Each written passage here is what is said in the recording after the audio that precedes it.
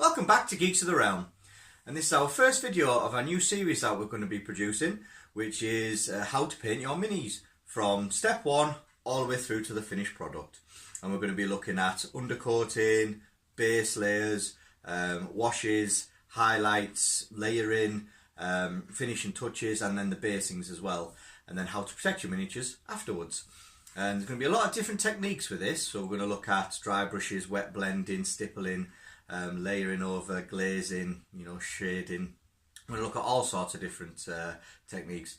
So for you guys who are interested in painting miniatures, or you're getting into the painting miniatures game, then please give these a watch, and hopefully they'll help you out. Okay, see you in a sec.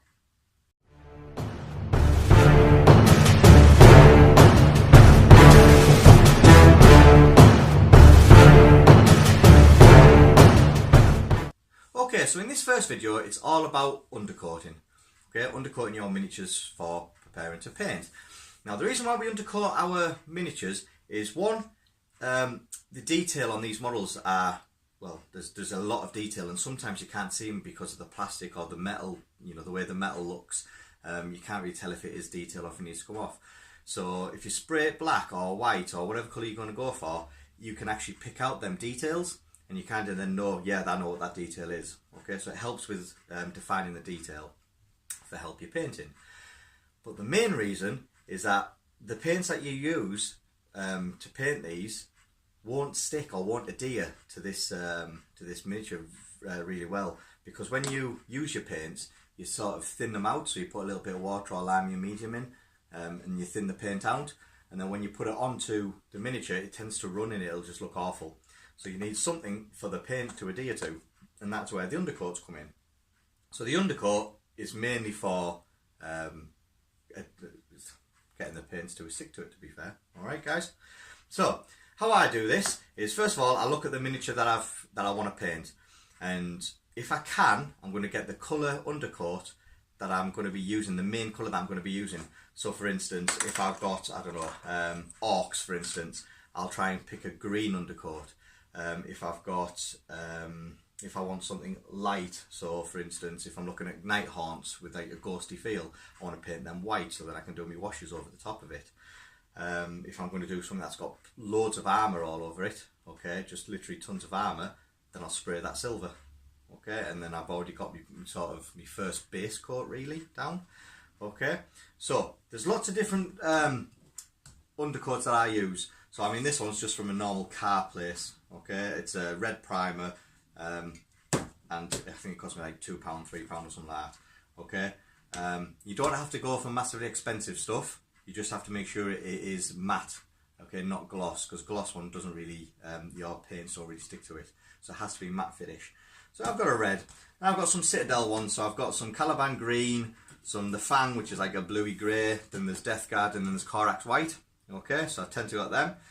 Then I've got this one from Army Painter, which is your deep red, and then you've got, or pure red, sorry, and then I've got this one from the Pound Shop, which I've told you about before, matte black varnish. And I tell you, it's a little bit shiny, but that's okay, because when I'm putting the paint over the top of it, it still sticks because it's not gloss finish, it's a matte finish. So it's a lot easier for me to paint on with these, and it's like I say, it was only £1. Okay, so like these about £3, that's about a tenner, that's about £7, £8, something like that. That's £1, and the rest of them. So you're trying to keep it cheap. You can use normal paints. Okay, now I think Citadel I have is it an Imperium primer or something like that? Imperial primer. I don't have it because 99.9% of the time I will use sprays instead of paints. Because otherwise, if you get paints, then you have to keep them thick. Well, not too thick, but you have to keep them thick enough so you can paint over the models. And if you do them too thick, you're going to lose some of the detail, and you don't want to do that. And not only that, you'll have brush strokes in there and all sorts. So for me, quick, easy and effective is a spray, guys. Okay, and what we do is you get yourself something to stick your models to. Now I use this because it's got a nice little handle and easy for me to move. So I use one of them, and I get some blue tack, or you can get some sticky tape, or whatever. And all you're doing is literally sticking your models to that thing. So blue tack on the bottom of my model, Okay, and I always tend to try and stick it to the edge, okay? Because then when I've got it to the edge, I can actually turn it upside down and spray upside down, okay? So I have one, and I can do multiple guys like this. Yep, so these guys are all going to be, well, these two guys are going to be black. So I want these armours to be quite dark. Okay, so I need to think about with it. When I use the black, it kind of gives me a bit more of a darker colour, just when I'm painting, and it looks a bit more. Well, the recesses and the shadows look a little bit darker. If I'm going to paint something lighter, so maybe elven, an elven, you know, miniature or, you know, ghost, I'll paint that white because I want it to be quite bright and quite quite radiant, really. And if I'm going to paint really light colours, like maybe yellows or oranges, again, I'll paint them white. Or if I can find a spray, then I'll use that. So that's the first thing I do, is stick them on there. Okay. Then, because these are quite quite dangerous and harmful for you, all right, we have to find a suitable area to spray it in. So I go outside. So I'll see you in a sec when I'm outside.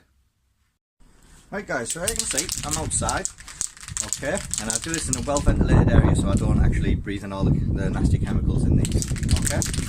First thing you do, just shake your can, okay, make sure it's properly shaked. If you can do, put your can in some warm water or into a nice hot place first, just for 10 to 30 seconds, just to warm the can up. It's a lot easier.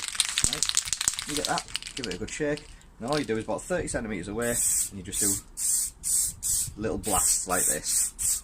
Okay, and as you can see, with this I can turn it upside down, I can spray and make sure I get underneath everywhere. Okay, now you can use sticks, I've seen people use sticks with it, but that's perfect for me just to hold. Okay, so you can see we're all sprayed. Once you've done that, oh, missed that little bit, there you go. Once you've done that, I'm going to leave it for about 15 minutes to fully dry, and then there's your undercoat for outside, for the spray. See you. Right, so once you've been outside to spray them, I mean you can do it inside if you want, but you need to make sure it's well ventilated, so the windows are all open, the doors are open, so you can get it ventilated. It's a lot easier to do it outside, and I know it gets cold outside, so wrap up warm. You're only out there for, you know, a few seconds really. It's going to take you maybe 30 seconds to spray loads. Now once you've done that, you can come back inside and you get warmed up. But as you can see, I've done 2 black and 1 white undercoat. You can literally put a whole load, I mean I've done 12 on here before, so I sprayed a full unit of Space Marines or something and just give it a good spray and they're all done.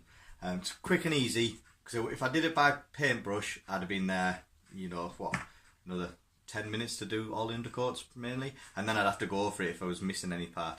This was just 1 spray. Now if you can see, okay, 1 spray and there's nothing missed on it. Nice and quick. Now this was the Pound Shop spray, okay, this the Pound Shop one. This is the Corax White that I've done, okay. So you can see, if I wanted to do it, if I wanted to do something that's got light armour or light skin or things, Corax White is brilliant. If I want something dark, then the black. But like I say, I try to find a colour base coat that, you know, that they mainly all got. So for instance, if I'm going to be looking at painting some of these, okay. Now this one here, I mean, I've got one there that I did and I sprayed it silver first, alright, and then I started putting the colours on it. Just because there's more grey than anything, and that was more silver, sorry, than anything, and that was the undercoat, and it took me, you know what, 30 seconds to undercoat all that, and that's most of the silver done. You know, if you're thinking about painting like Imperial Knights, sub-assemblies, so you take the armour off the knights and you just have the robot really itself, spray that silver, okay, undercoated silver, you've already got it, then you just have to wash it more, maybe do a bit of dry brush on it, but most of your knight then, the metal part is all done. So you know, these undercoats can actually have a quick effect on how you paint your miniatures. Okay.